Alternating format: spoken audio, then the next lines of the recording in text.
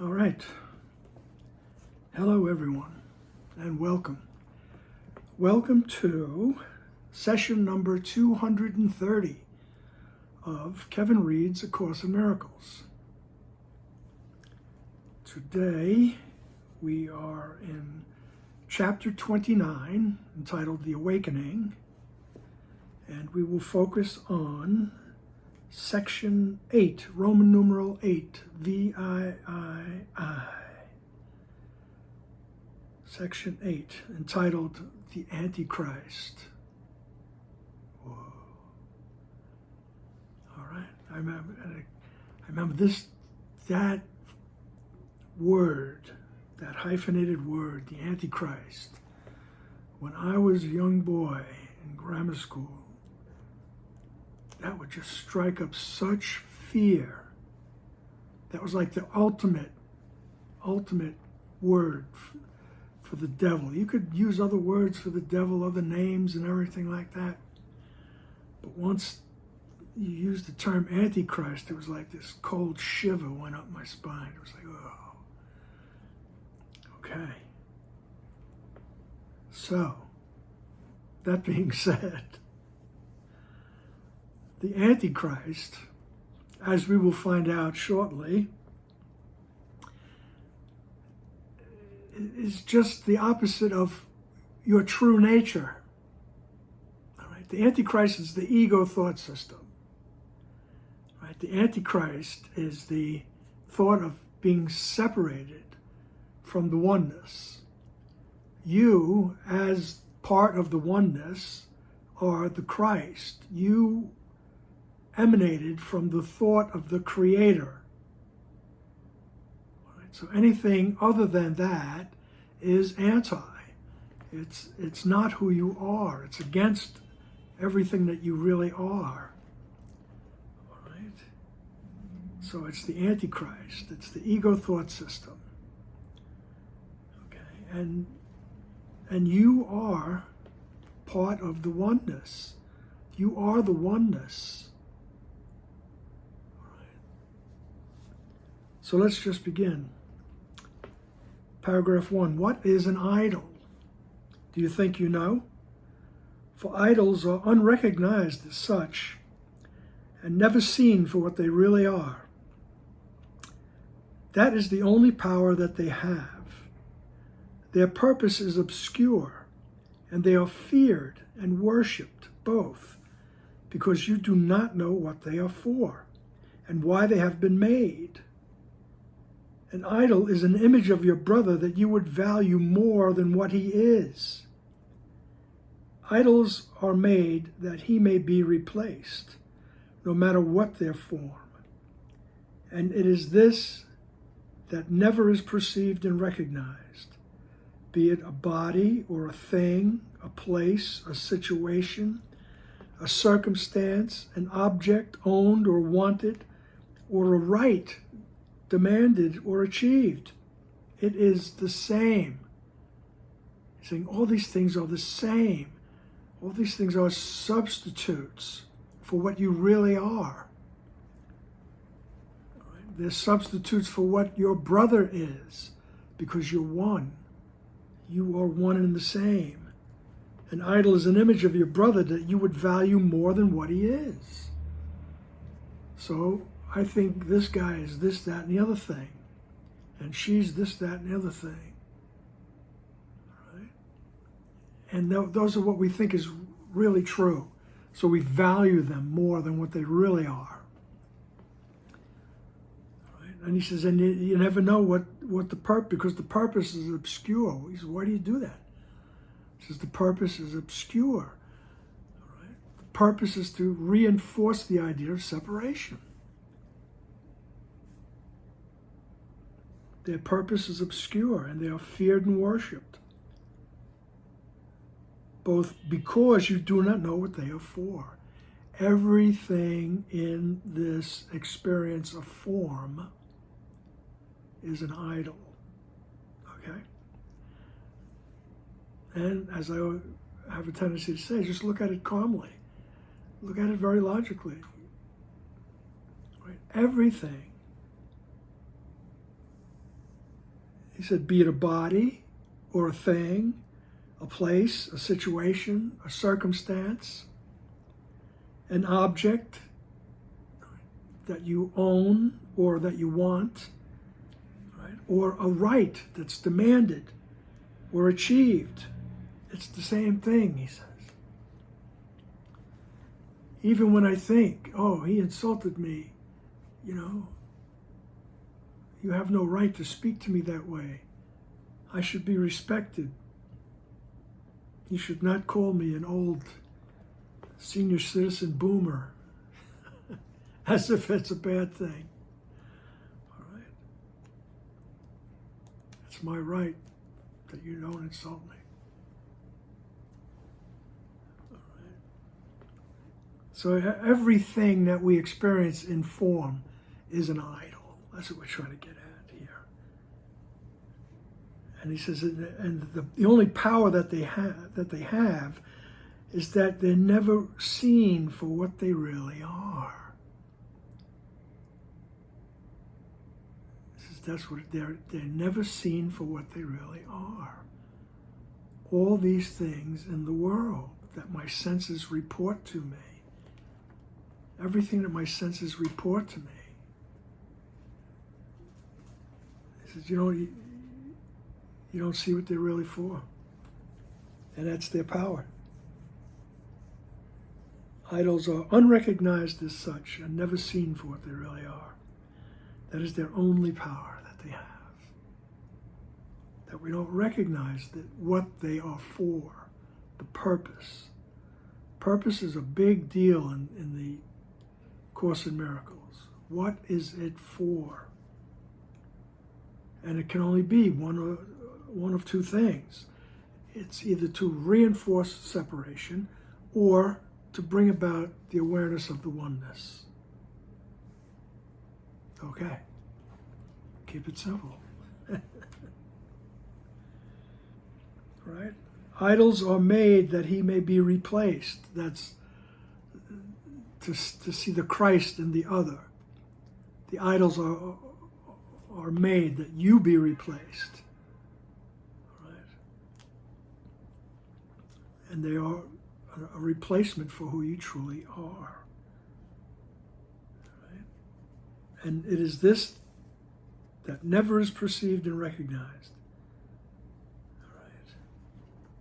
So paragraph 2. He says, let not their form deceive you. Idols are but substitutes for your reality. And remember, he's got this whole list of things, be it a body or a thing, a place, a situation, a circumstance, right? All those things, even a demand for a right that you believe is yours. Right? He says, let not the form deceive you. Idols are but substitutes for your reality.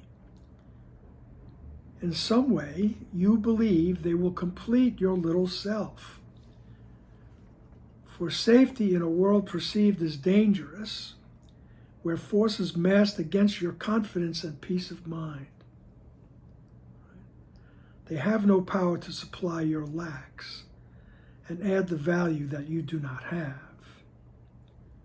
No one believes in idols who has not enslaved himself to littleness and loss, and thus must seek beyond his little self for strength to raise his head and stand apart from all the misery the world reflects.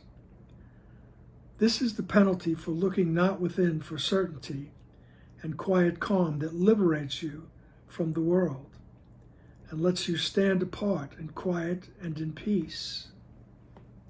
Okay. So don't let the form deceive you. Right?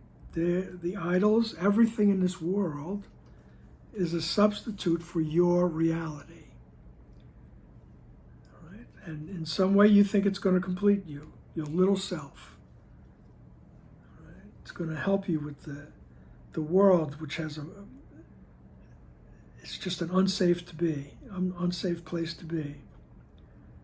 All right? For safety in a world perceived as dangerous, where forces massed against your confidence and peace of mind.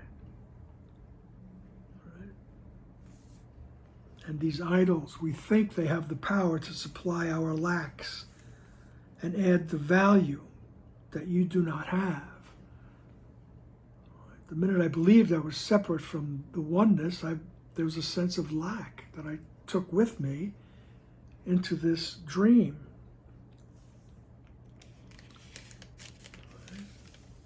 And no one believes in idols who has not enslaved himself to littleness and loss. So we have enslaved ourselves to the thought of separation. And so we must believe in these idols. These idols will help us get what we think we need. They will replace who we really are. And thus, we seek beyond our little selves for strength. And we stand apart from the strength to raise our head, and the strength to stand apart from the misery the world reflects. We look for some sort of safety and comfort and happiness in these idols. He says this is the penalty for looking not within, for certainty and quiet calm that liberates you from the world and lets you stand apart in quiet and in peace. So this constant looking for things outside of ourselves, right? Believing that this is what I need. This is what I need. He says that's the penalty for not looking within, because everything is in the mind. The memory of who you are is in the mind. Once we sink past all the distractions, right? And thus we must seek, if we believe that we're separated, for these idols. And he says that's the penalty for not looking inside,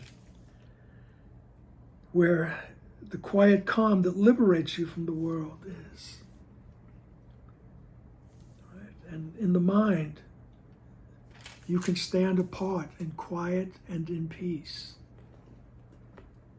Right? And there are any number of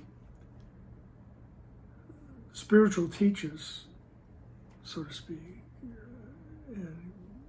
There's so much media these days, social media, that you'll see that the legitimate ones are telling you this. Everything is go into your mind. That is where you find everything. Everything. Right. Paragraph 3. An idol is a false impression or a false belief, some form of antichrist that constitutes a gap between the Christ and what you see. An idol is a wish made tangible and given form, and thus perceived as real and seen outside the mind. Yet it is still a thought and cannot leave the mind that is its source, nor is its form apart from the idea it represents. All forms of Antichrist oppose the Christ and fall before his face like a dark veil that seems to shut you off from him, alone in darkness. Yet the light is there. A cloud does not put out the sun. No more a veil can banish what it seems to separate, nor darken by one whit the light itself. All right, so an idol is a false impression. It's not who you really are. It's some form of antichrist. In other words, it's not who you are. It's showing you something other than what you really are.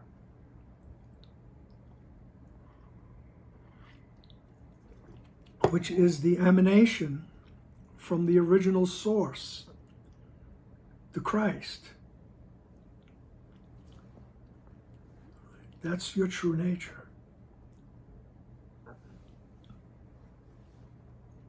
So an idol is a wish. It's that wish made tangible, that wish to be separate, is there more than everything? I want to experience more than everything. That's the silly wish. And we make it tangible, given form, and thus perceived as real and seen outside the mind. Everything in form here. Yet it is still a thought. It's all the result of a thought. The belief that I separated from the oneness. The belief that I could do that. And he says, and because it's still a thought, it cannot leave the mind. That is its source. It doesn't leave the mind. Nor is its form apart from the idea it represents. All right? So everything in form, right, it is a part of the idea that it represents. All forms of Antichrist oppose the Christ. So everything in form, everything about the ego thought system opposes who you really are. Right? And all forms of Antichrist oppose the Christ. And they fall before his face like a dark veil that seems to shut you off from him, alone in darkness. So this whole world, everything that we experience in form seems to be this dark veil that has fallen before the face of Christ, who you really are, so that you don't see it. Right? Like a dark veil that seems to shut you off from him, and you're alone in the darkness.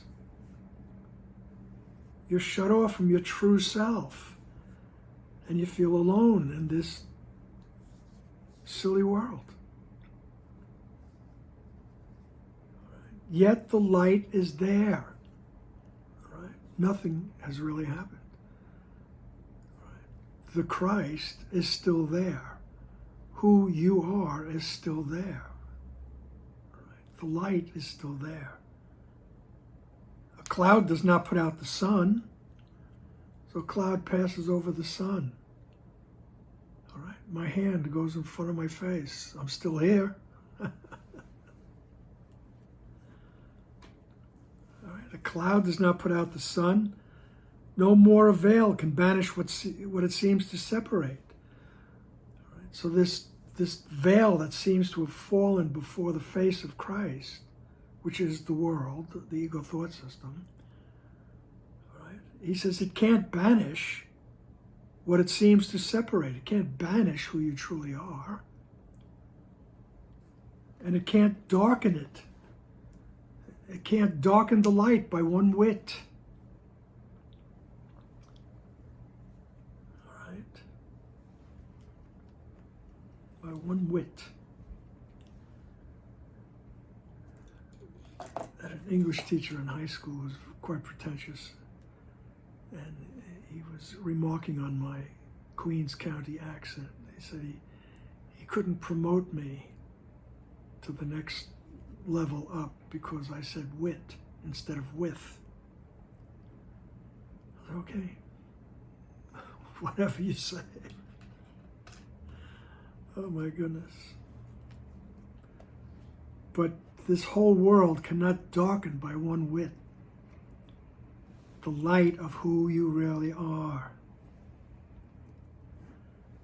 Paragraph 4, the world of idols is a veil across the face of Christ, because its purpose is to separate your brother from yourself. A dark and fearful purpose, yet a thought without the power to change one blade of grass from something living to a sign of death. Its form is nowhere, for its source abides within your mind where God abideth not. Where is this place where what is everywhere has been excluded and been kept apart? What hand could be held up to block God's way? Whose voice could could make demand, he cannot enter. He enter not. The more than everything is not a thing to make you tremble and to quail in fear. Christ's enemy is nowhere. He can take no form in which he shall ever be real. All right? So the Antichrist is nowhere. All right? The Antichrist can take no form that will ever be real.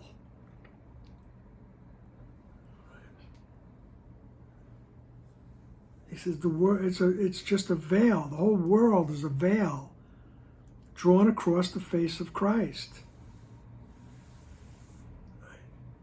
Because it's made for separation. The thought of separation just keeps separating. I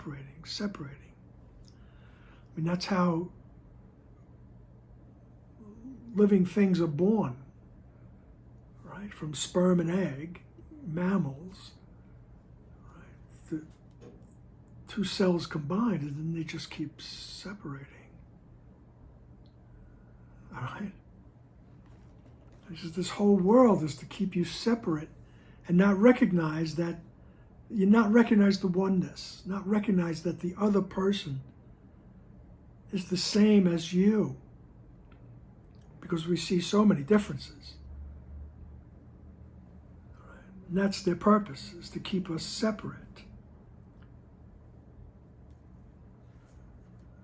And it's a dark and fearful purpose. Yet it is a thought without the power to change one blade of grass from something living to a sign of death. So it's a thought, the thought of separation, it's a thought without the power to change who you really are. It cannot change who you really are. You are a part of the oneness, a part of the great expanse.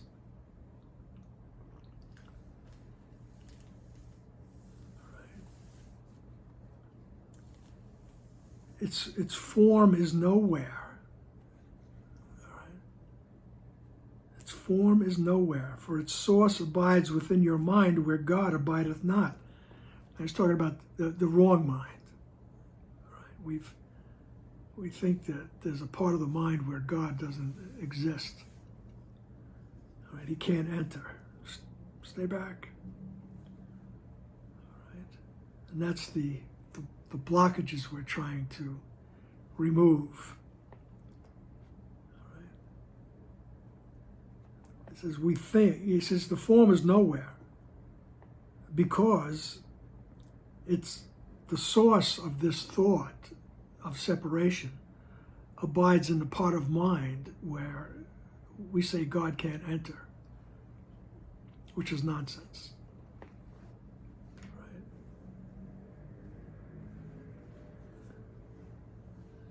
He says, what hand could be held up to block God's way? He says, well, who could say, wait, stop? He says, what hand could be held up to block God's way? All right. Whose voice could make demand, he enter not? All right. So we think there's a part of the mind where God cannot enter.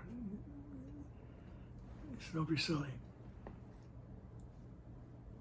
God is.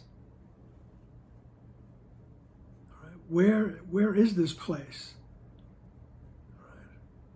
Where is this place where what is everywhere has been excluded and been kept apart? Right. What hand could be held up to block God's way? Whose voice could make demand, he enter not? He said, are you kidding me? He says, the more than everything is not a thing to make you tremble and to quail in fear. Right? The more than everything is not a thing to make you tremble and to quail in fear. Right? That's that ego's desire to have more than everything. He just says it's silly. It's not something to make you afraid. He says Christ's enemy is nowhere. the Christ has no enemies.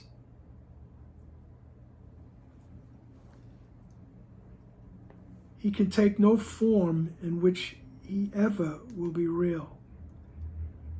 Right? This Antichrist can never take a form in which it will be real. Right? So that erases all those childhood nightmares, those traumas. Right? The Antichrist can never be real. It's made up.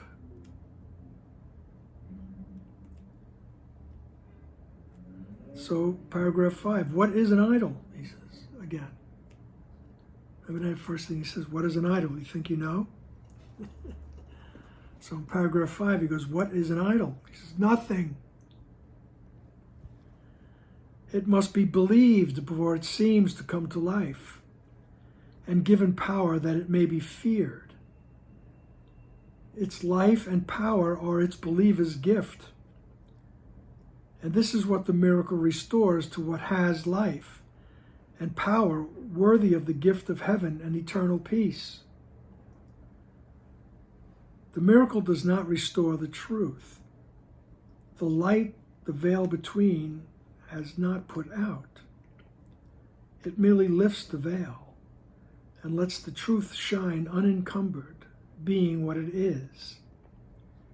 It does not need belief to be itself, for it has been created, and so it is. Right? So what is an idol? He says it's nothing. It reminds me of, I was watching years ago, people were making a documentary about the Dalai Lama, and so they had a cameraman following him around all over the place. And the cameraman walked in on him one time as he was meditating. And he opened his eyes and looked at the cameraman. The cameraman was all apologies. Oh, I'm sorry. I didn't mean to do that. He says, I'm sorry, what were you meditating on? Because he's making a documentary, now he has to know. I think that's how it went. Or else the Dalai Lama just offered it up and said, I was meditating on death. And the guy was, oh, wow. He goes, whoa, what did you see? And the Dalai Lama just laughed, and he goes, nothing. Nothing. So what is an idol? Nothing.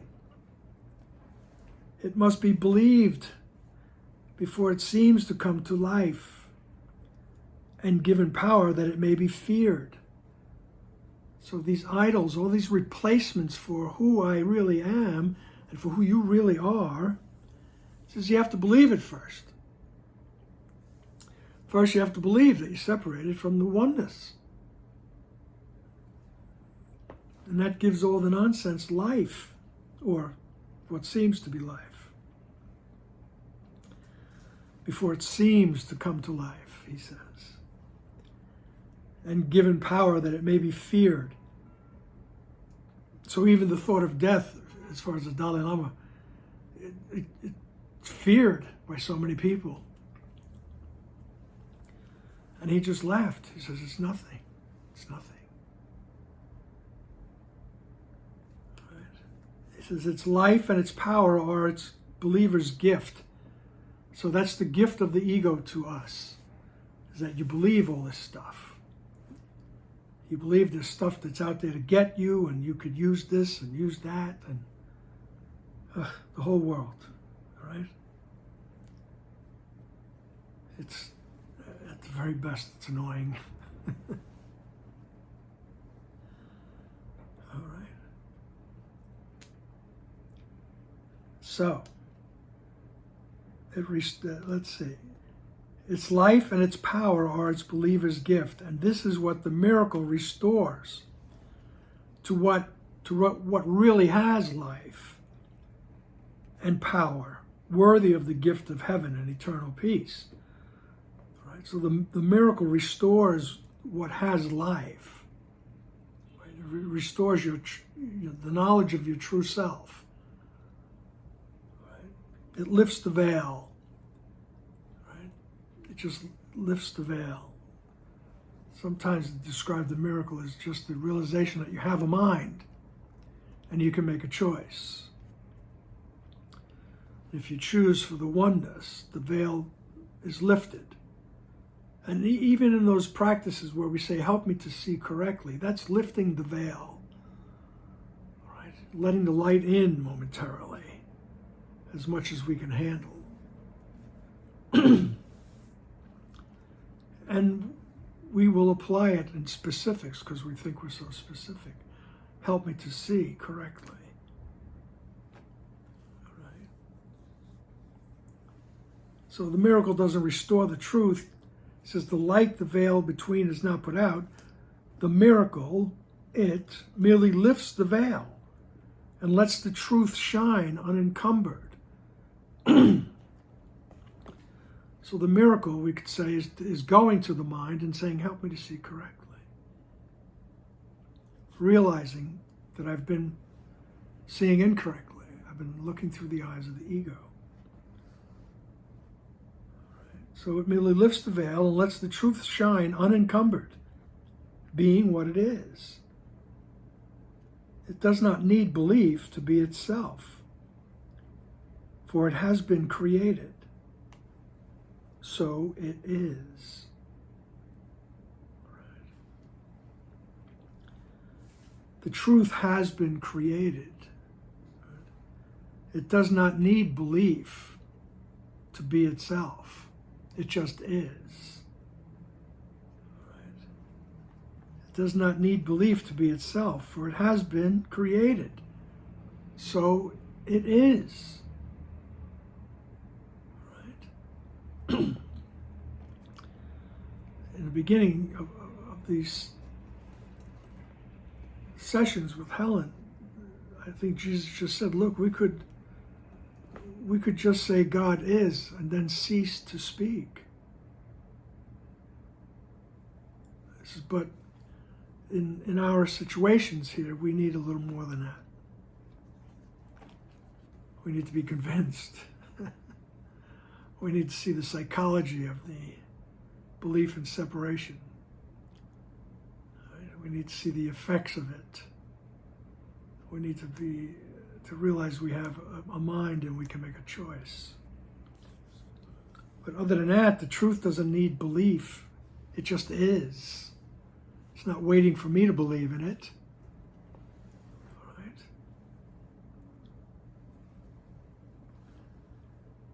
Paragraph 6.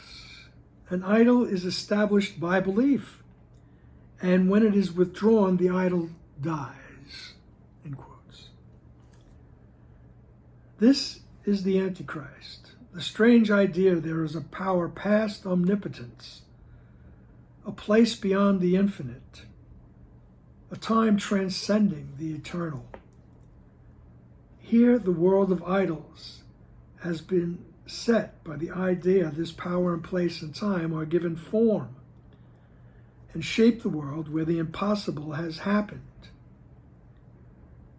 Here, the deathless come to die, the all-encompassing to suffer loss, the timeless to be made the slaves of time. Here does the changeless change. The peace of God, forever given to all things, give way to chaos. And the Son of God, as perfect, sinless, and as loving as his Father, come to hate a little while, to suffer pain, and finally to die. All right? So an idol it's established by belief, the belief that I accomplished the separation. I accomplished the separation from the oneness. I killed God. I'm done with all that. Now I'm on my own out here. I got to run away. Because although I killed God, like Freddy Krueger, he's coming back to get me. It's a perfect horror movie. So an idol is an established belief. And when that belief in that thought is withdrawn, the idol dies. The whole thing is gone. once I can completely accept that I never separated the idol, the Antichrist, the world of form and time and space, it dies. It's no longer needed. It's seen for what it is. Once I achieve that atonement, the atonement principle, we call it in the Course, the principle that says that you never left the mind that thought of you. Right? But when the belief is withdrawn, the idol dies. He says, this is the Antichrist. Right? This is the Antichrist. The strange idea that there is a power past omnipotence. Right? So that was the crazy, the silly mad idea, the tiny mad idea. Maybe there's more than everything. Maybe I can experience more than everything. Maybe I can experience a power past omnipotence. Maybe there's a place beyond the infinite. Maybe there's a time that transcends the eternal. Right? Here the world of idols has been set by the idea this power and place and time are given form and shape the world where the impossible has happened. So we think all these silly ideas have been given form. Right? And in this world, this universe, all these things can happen. Oh, there's things that are timeless. No, I believe it was in the last section. He said all these things are going to pass, they're going to fade away.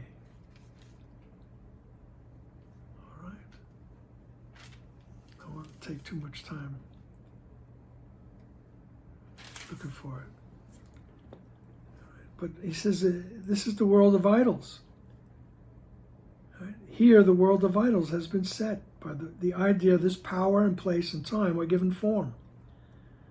And they shape the world where the impossible has happened. Right? So this world of idols, where the impossible has happened, the impossible being that I could separate from the mind that thought of me. Right. Here the deathless come to die. Right. In reality, who you truly are is eternal. It's deathless. There is no end to who you truly are. But he says, but you think, so you come here to die, to live a life, or however many lives you want. Right?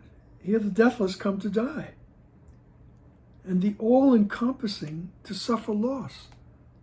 It says, as you are, in reality, you have everything. You are everything, but here, there's this sense of loss and lack. Right?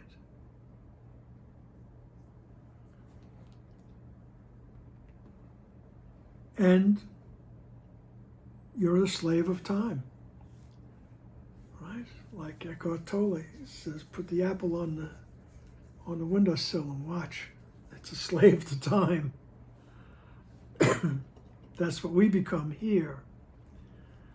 When Jesus is saying, in actuality, you're timeless. But you've come to this belief system to prove otherwise, to die. Right? Here does the changeless change. Right? The peace of God forever given to all living things. Right? He says, in reality, you exist in that peace. But here, that peace has given way to chaos. And it is quite a chaotic world. I mean, you have to admit it. Right? But who you truly are exists in peace. Right? And the thing is trying to get back to that, right? By letting this slowly but surely drop away. Right? We're not talking about denial. We're not talking about sacrifice. We're talking about looking at things with a different perspective. Looking at things for what they truly are.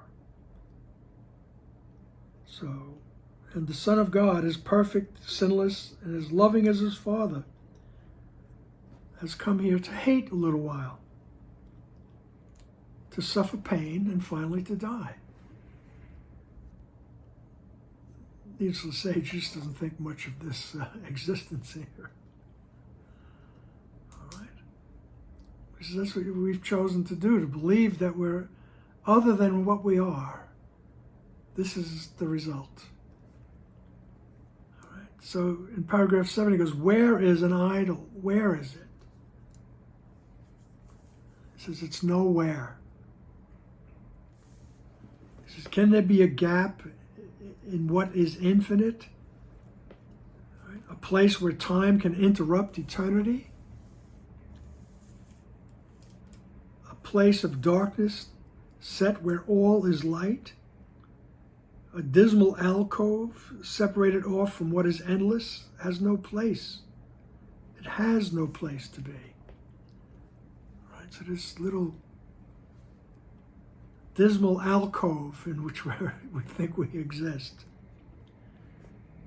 We think this is separated off from what is timeless. He says it has no place. It has no place to be. A place of darkness where all, set within all the light. It says that it has no place. All right. An idol is beyond where God has set all things forever and has left no room for anything to be except his will. Nothing and nowhere must an idol be, while God is everything and everywhere. Right? And the ego continues to say, oh yeah, well, look what I could do. Look what I did. But Jesus is telling us this is nothing and it's nowhere. Right? Nothing and nowhere must an idol be. Right? That thought of separation, it's nothing, it's nowhere. While God is everything and everywhere. That's the idea that just God is. There is nothing else. The oneness is. Right? Your true nature is. There is nothing else. Paragraph 8. So he says, what purpose has an idol then? Coming back to that all-important purpose. What is it for? This is the only question that has many answers, each depending on the one of whom the question has been asked. The world believes in idols. No one comes unless he worships them, and still attempts to seek for one that yet might offer him a gift that reality does not contain. Each worshiper of idols harbors hope his special deities will give him more than other men possess. It must be more. It does not really matter. More of what? More beauty, more intelligence, more wealth, or even more affliction and more pain. But more of something is an idol for. And when one fails, another takes its place, with hope of finding more of something else. Be not deceived by forms that this something takes.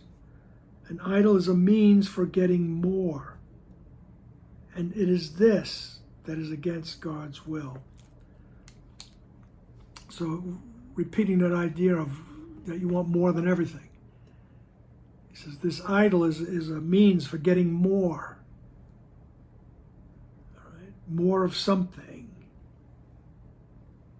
Each worshiper of idols harbors hopes his special deities will give him more than other men possess. And it does not matter more of what. You'd be the most beautiful, you'd be the strongest, you'd be the smartest guy, you'd be the wealthiest. And as Dr. Wapner could say, you can get just as much mileage out of being the most afflicted. Right? You can be the most suffering, right? and get mileage from it. You know, watch. Well, let's not go there. There are, people that play the victim. And even victims that don't realize that this world is not where it's at. They can get just as much attention.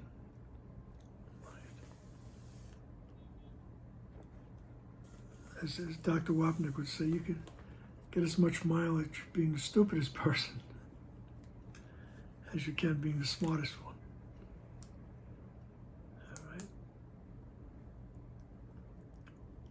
So, it doesn't matter. It does not really matter more of what, right? But more of something is an idol. That's what the idol is for. And when one fails, another takes its place, with hope of finding more of something else. Be not deceived by forms that this something takes. An idol is a means for getting more, and it is this that is against God's will. God's will is just that you be everywhere. You be everything. You are that. Okay. But the idol says, well, maybe there's more. So, paragraph 9. God has not many sons, but only one. Who can have more and who can be given less? God has one son. There's no one else to give more to or to give less to. There's only one. Right? You were the thought that emanated from the original creator. All right? Who can be given, who can have more, who can have less? In heaven, would the Son of God but laugh if idols could intrude upon his peace? It is for him the Holy Spirit speaks and tells you idols have no purpose here. For more than heaven can you never have. If heaven is within, why would you seek for idols that would make of heaven less? To give you more than God bestowed upon your brother in you, as one with him. God gave you all there is. And to be sure you could not lose it, did he also give the same to everything as well, to every living thing as well. And thus is every living thing a part of you, as of himself. No idol can establish you as more than God, but you will never be content with being less. Okay, that's very powerful statements at the end there, of course. All right, so God gave you all there is, paragraph 9, sentence 7. And to be sure you could not lose it, he gave the same to every living thing as well. All right. It's the oneness. Everything in the oneness is together. That's the living. That's the living thing.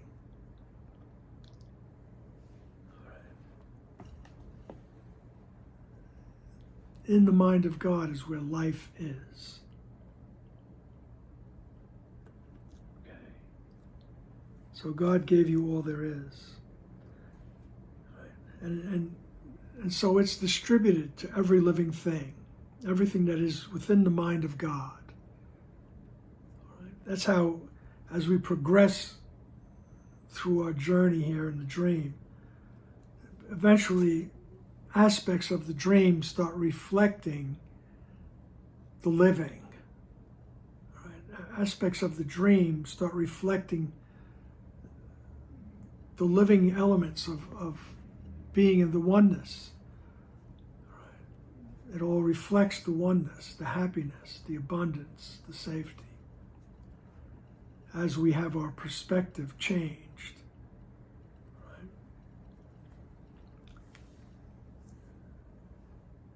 And so you have everything, and so does everything else. Right? And thus is every living thing a part of you. Right? That is what happens as we progress. We see that everything is a part of the oneness. And a part of God. He says, no idol can establish you as more than God.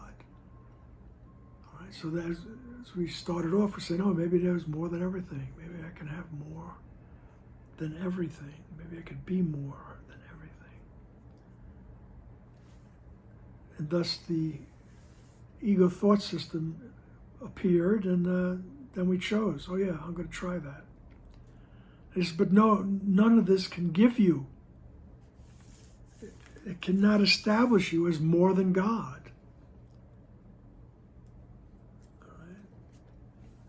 But you will never be content with being less. You will never be content with being less than the same as God. And we only experience that when we believe we're separated from the mind of God.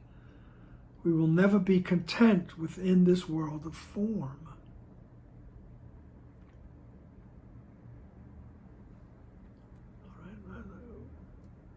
I mean, sometimes Jesus would contradict that and say that at the very end of the journey, there is a certain contentment. There's the happy dream. Right? When we realize that everything is just a reflection of the oneness, and that we just go back into the oneness. Right? That's a moment of contentment. But other than that, we'll never be content in this crazy world. It's always something. Always something.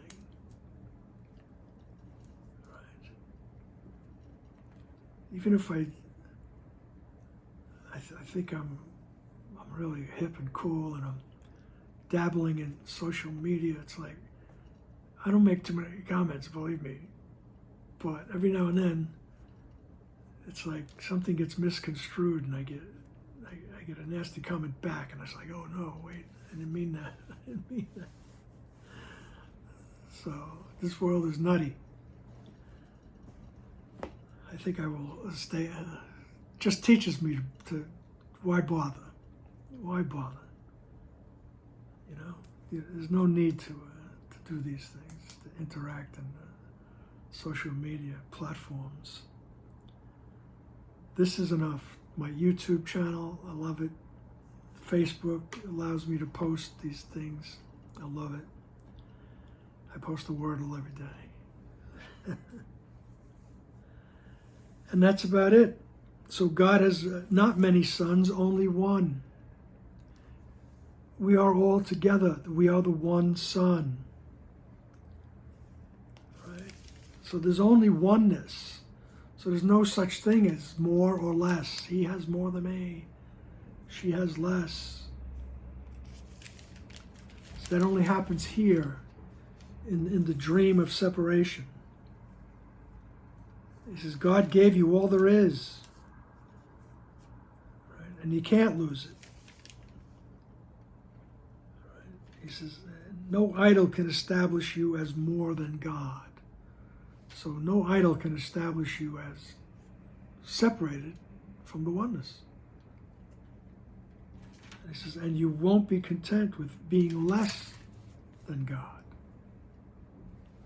All right? We were not created as less than. We were created as the same. And we have the same function of creation. The only difference is that I'm not the prime source.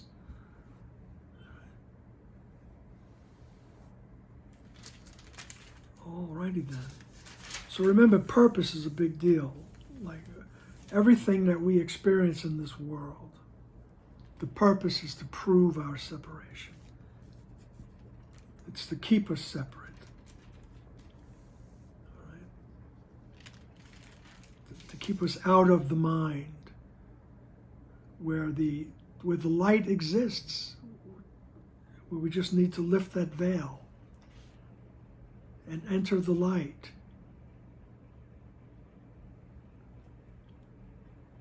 Alrighty then. Thank you for listening, and I look forward to our next session. Bye now.